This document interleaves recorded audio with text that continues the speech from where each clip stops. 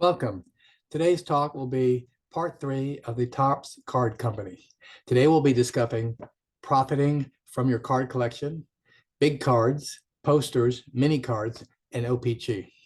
So when we discuss profiting from one's card collection, there are certain things that seem to be staples in understanding which cards might show a profit in the future. And reflecting on the past, meaning the glut or the junk card era, that the same rule of thumbs that applied back then seem to still apply almost 20 or more years later. And so when we look at the times and we look at the Topps brand, we can look at the most valuable cards. And of these cards that are in Topps, they are 9 of the 100 most valuable cards that are available all time. And most people would recognize the 1952 Mickey Mantle, not his rookie card, but certainly one of the most expensive cards on the market. Then you have Mickey's second year, 1953 from Topps, and Roberto Clemente's 1955 Topps card, Willie Mays' 1952 card, and Andy Pafko, which we mentioned, even though he's not a well-known entity in the Major League Baseball, but it was the #1 card in the 52 set and most likely not to be in quality condition. And then the Willie Mays 1953 Topps card. We have the Sandy Koufax 1955, and then we have the Ernie Banks 1954 card. And later we see that we have the 1963 Pete Rose rookie, finally, the 1968 Nolan Ryan rookie. So these were cards that back in the 80s had a very high price tag. And if one was patient in their collecting, one could eventually come across a card that was somewhat affordable if you weren't kind of loaded with money or really into high stakes investments. So that over the course of time, probably other than the Mickey Mantle and the Roberto Clemente, you could have gotten these cards for often not graded at a high number, but somewhere around a 2 to a 5 for about $100 or less.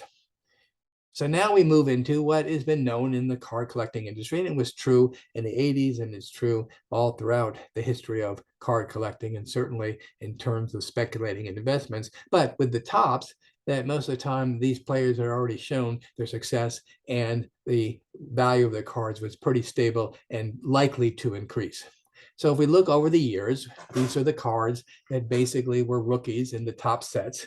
And basically, they were the top rookie of that particular year of the set. So we have the 1952, even though that Mantle's card is the most expensive and sought after, he was not a rookie. The rookie that year that was the highest value was the Ed Matthews, who turned out to be a Hall of Famer. But another reason was this was the number 407, or the last card in the set. In 1953, the rookie was Jim Gilliam, one of the first African Americans to hit the scene. Not as famous as Jackie Robinson, but certainly a star in his own right. Then we have the ever popular Willie Mays in 1954, as we already mentioned, the 1955 Roberto Clemente, and then we have the Louis Aparicio card in 1956.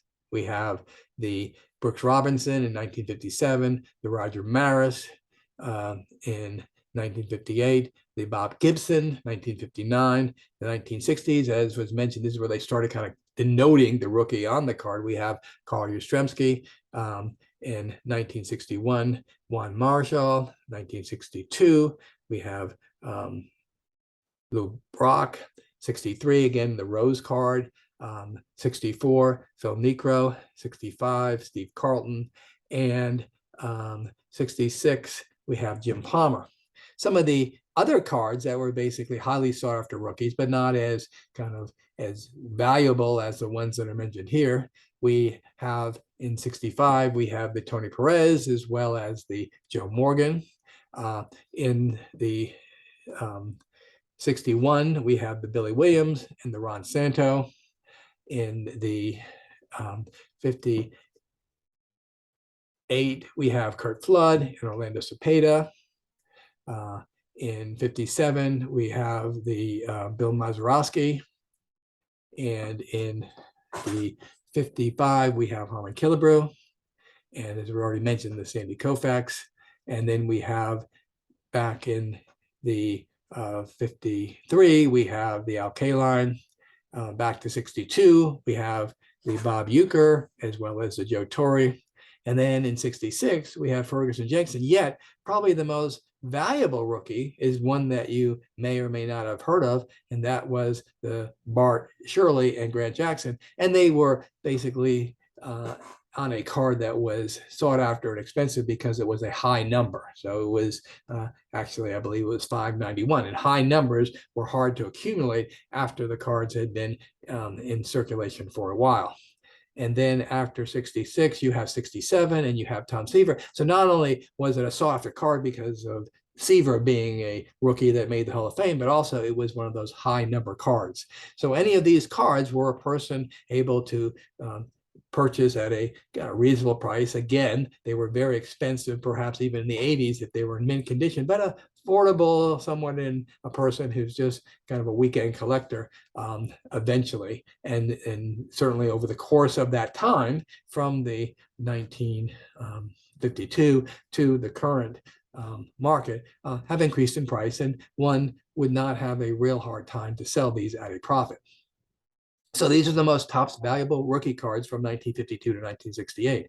Now, as we move into the next range, we see that, well, of course, we mentioned the 1968 Nolan Ryan, and then we have the 1969 Reggie Jackson. Moving into 70s, we have Thurman Munson. In 71, we have Dusty Baker.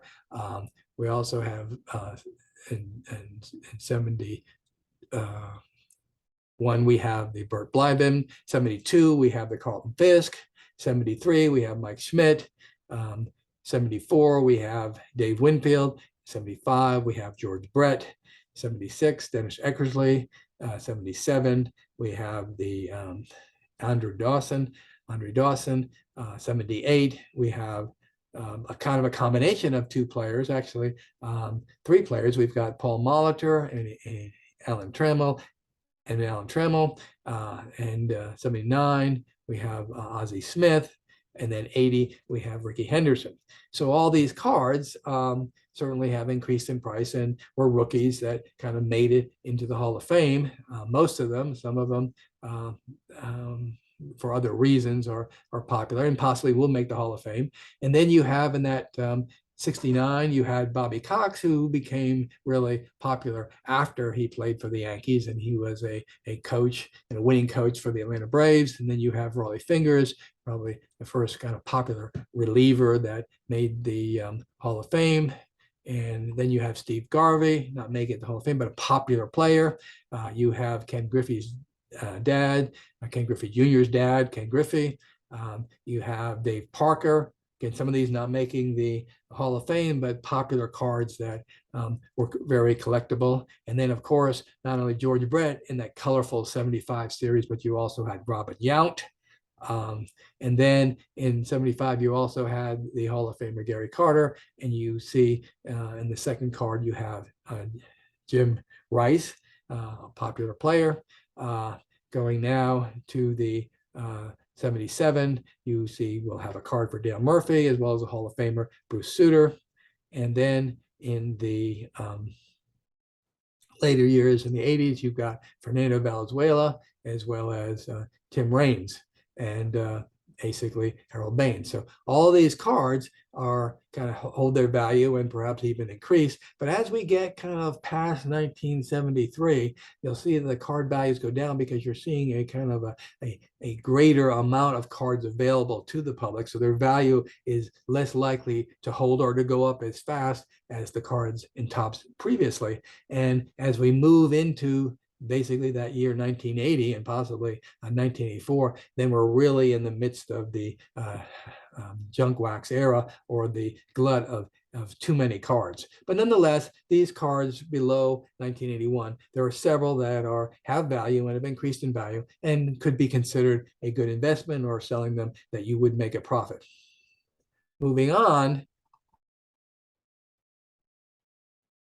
we're going to now come into cards that may be popular and maybe carry some profit, but not really that much of an increase as one would hope, because again, it's the junk wax era. So in 1982, you've got the Kyle Ripken Topps card, and then in their Topps traded set, you've got the most valuable of the Ripken cards. And then we get to 83, and there's a really kind of triumph of 3 players that would be valuable to get. But again, the price has not increased that much. In fact, some of them have actually gone down. So you have the Tony Gwynn, as well as the Wade Boggs and the Ryan Sandberg. Not that the players have any more value than they did previously, but people realize that there's so many of them that it's easier to acquire. And you have the 1984 Don Mattingly, and you also have a Darryl Strawberry card that comes out in 85. But the big card that year was the 1985 Mark McGwire, his picture on the United States baseball team, even though he didn't really become a rookie till about 87. In the 86 cards, you had Ozzie Guillen. 87, you had Barry Bonds. 88, you had Tom Glavine. 89, Ken Griffey. A good card, but there's so many cards now coming on the scene in terms of Score, Upper Deck. Eventually it'll be Leaf. Eventually it'll be Stadium Club, and so on, that the card, though it may be his first card in Topps, is not as much value as one would expect. And add that to the glut of cards, it's not as valuable as one would hope. The Frank Thomas card in 1990, the Chipper Jones card in 90, and then you have the Norman Garcia-Parra, which again is a USA card, very popular card, kind of unique, and the ever kind of popular Derek Jeter that appeared on a card in Topps in 1992. And then when we move into 93, in terms of the players that were the #1 draft picks or preferred as far as getting that card from the top set, it becomes rather slim and diluted. So we have Paul Korenko in 1994, and we move back to 66. We have the Darren Dalton, Cecil Fielder, Howard, not really asking for a whole lot and not getting a whole lot, because again, it's during this period of the card glut. If you had back in the period, you got that Chipper Jones. If you got Chipper Jones with Desert Storm, that would have a high price tag because it basically was in lesser supply. So of all the cards of that particular time, it was the draft pick of Chipper Jones that would be most valuable in the top set.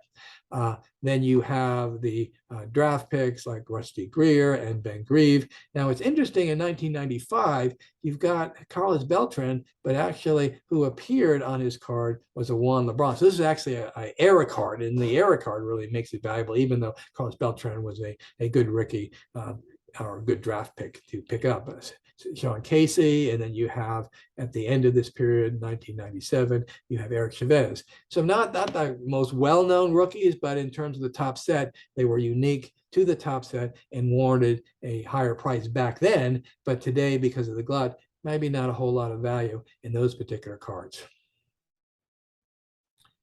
Moving on, now it becomes really complicated in terms of what cards are valuable and the resale value and so forth, because #1, we're moving into the 90s and beyond the 90s, and how many cards, how many prints there were is difficult to predict. And many of the rookies, as we'll go over very briefly at the end, are unknown. I mean, they're great stars right now, and will they continue their value later on into their careers? Will they make the Hall of Fame? Will those cards be valuable?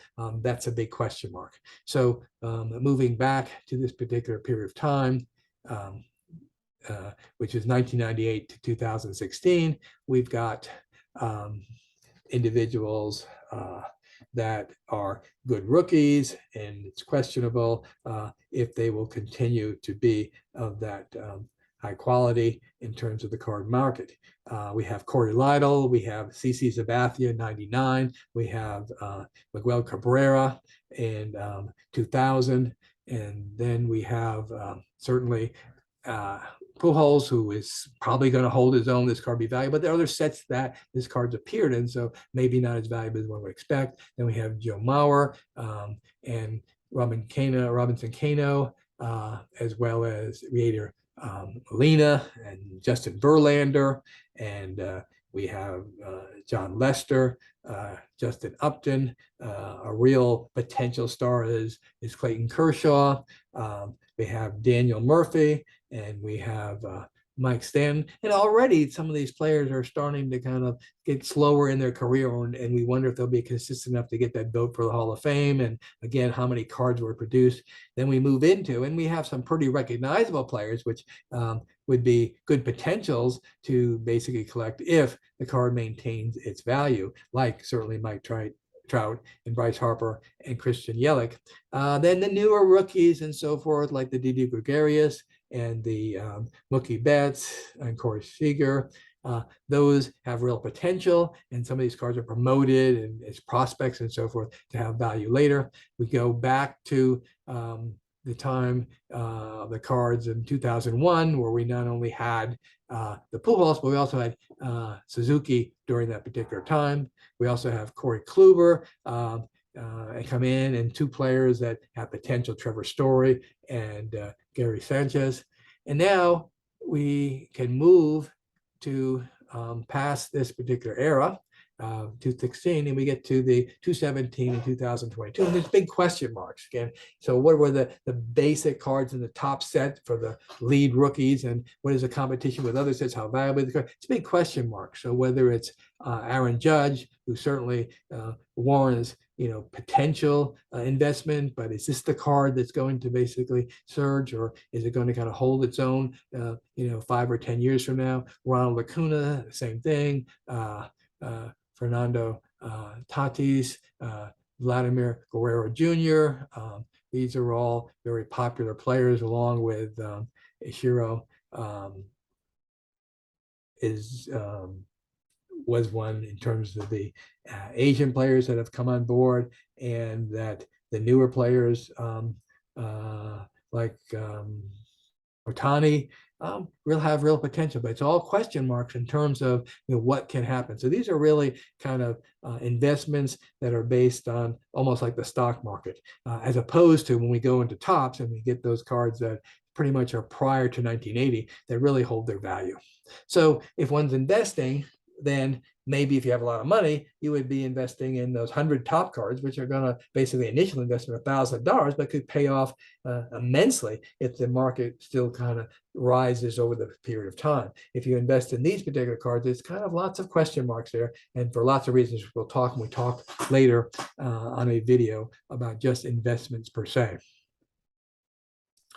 So now we're looking again at the Topps company, and that size matters. So it turns out that they're trying every combination, new cards, chrome, trying cards of different players, action photos, different sets, high quality sets, and so forth. And somewhere along the way, in terms of Topps creativity, they decided that it might be interesting to kind of have a different size to the cards. So there were basically 3 levels of size, and you can see there's a large, this is a poster, and then you've got a big card and 2 different types, and then you have the regular card size, you can compare them, and then they come up with mini cards. So how is this going to value in terms of the market? And we'll see that 1968 the posters first appeared, and what we'll find in those posters are they were about 9 1/4 by 18 inches, and there were 24 cards within the set of these poster cards. And in that 24, there were 12 Hall of Famers. So kind of neat things to collect and kind of hang on your wall and so forth. And that 1968 was Mantle's last year, and there was certainly a poster of him. And so it was there in 1968, didn't appear, and appeared again in 1972. So they were just kind of flimsy in a way. So to find some really good quality posters that would be graded high is somewhat difficult, but yet they're out there. Now, if we go to the 64 giant size All-Stars, which was a kind of a neat set. Again, the size was 3 1/8 by 5 1/4. These cards were kind of neat. There was a 60 card set, and there was about 3 per wax pack when you purchased them. The backs of the cards read like a newspaper. To see here, Koufax Hurl's 3rd no-hitter. And then it was great photography. So each of these pictures on the card being bigger and so forth was high quality. You could really see the players' features and face and so forth, and kind of be familiar with what they look like for sure. Because they were released late in the summer, as the season's ending, there's less kind of interest in purchasing baseball cards. So coming out later meant that people had already purchased sets in '64 and were already kind of getting ready for football. So that didn't help sales and didn't help the continued production. And yet, so today, even today and in the '80s, it was a very affordable set compared to the other sets where you have so many Hall of Famers and All-Stars in those cards. So in 1988 to 1990, these big cards called Big Baseball appeared again, and there were 264 cards in 3 series of these cards that were produced. And they were kind of Topps premium level.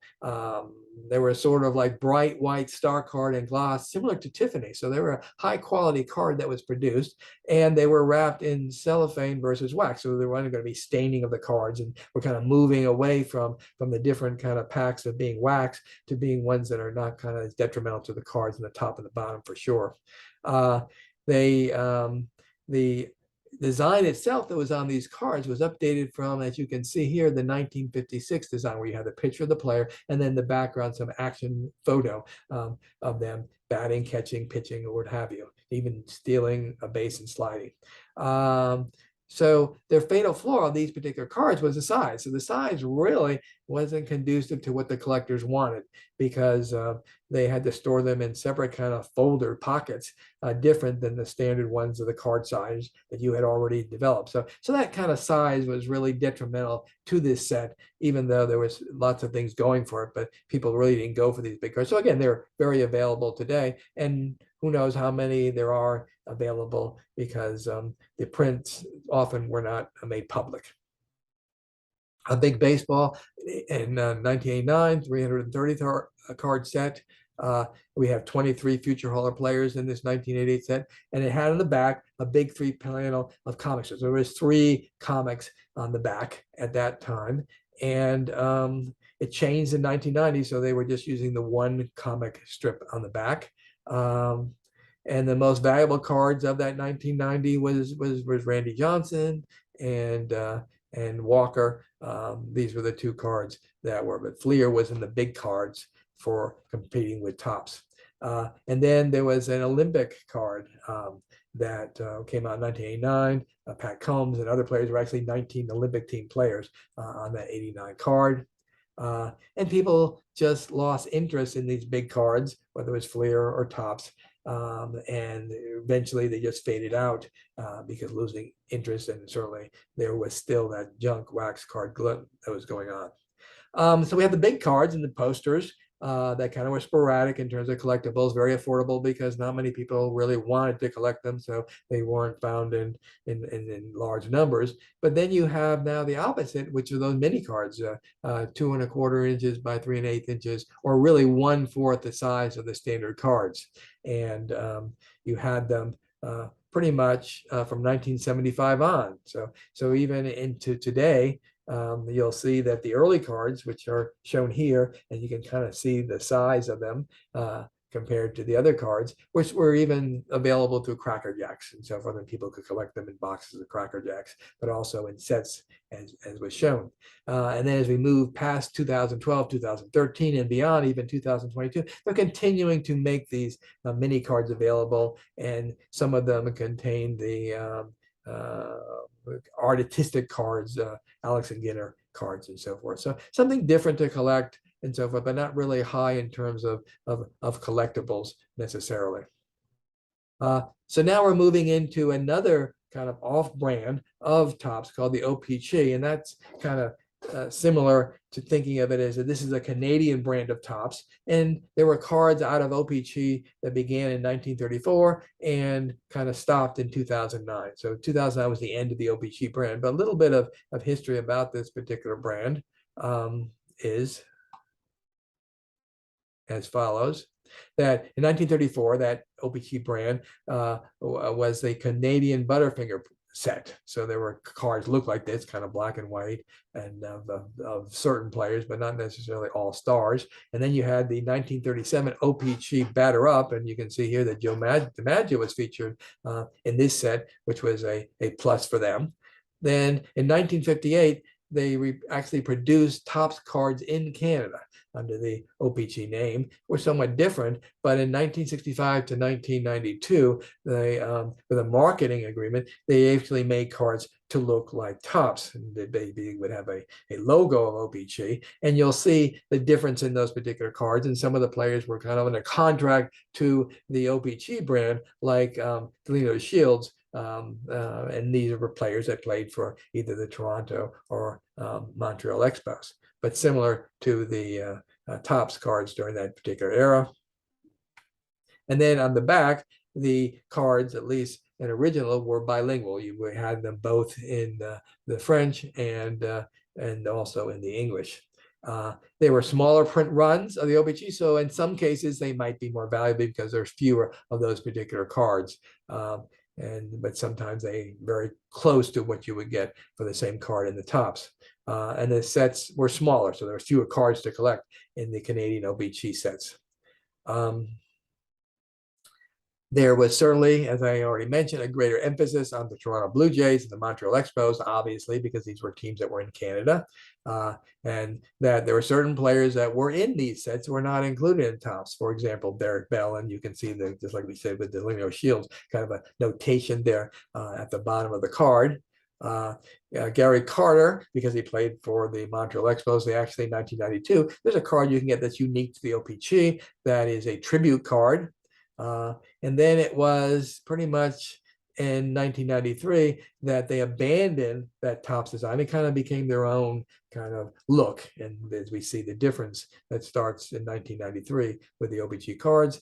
And there were several, of course, like most cards were having during the 90s and so forth, insert cards. And these cards focus on different things, but largely on the World Series champion Blue Jays, where they made special cards of the players that were on that team that won the World Series. The double dose of problems, meaning the labor stoppage in baseball in 1994, plus that O-Pee-Chee also had hockey cards, and in Canada, hockey was the sport that kind of led to them kind of phasing out of business, as we said, by 2009. So the 2006 Upper Deck acquires the O-Pee-Chee name. So they're bought out by Upper Deck in 2006, and that was due part in a lawsuit with Upper Deck and Topps that this occurred. But as I say, the last O-Pee-Chee card appeared in 2009, and because in 2010 Upper Deck lost its Major League Baseball license, so it kind of has a short career. They're kind of interesting, but still part of that card glut that occurred certainly in the 90s, and many of the cards because of that are not really as valuable as one would hope, despite the stardom of the players, of the Hall of Fame players that were in those years. So if you are interested in learning additional information about the baseball card manufacturing or collecting cards for fun and profit, be sure to follow us below. Feel free to hit the subscribe button, and feel free also to view our library of YouTube videos on these topics. Also, check out our eBay store, where we have available for sale many of the cards shown in these videos. So I bid you farewell and take the rest of the day off, and we'll talk later.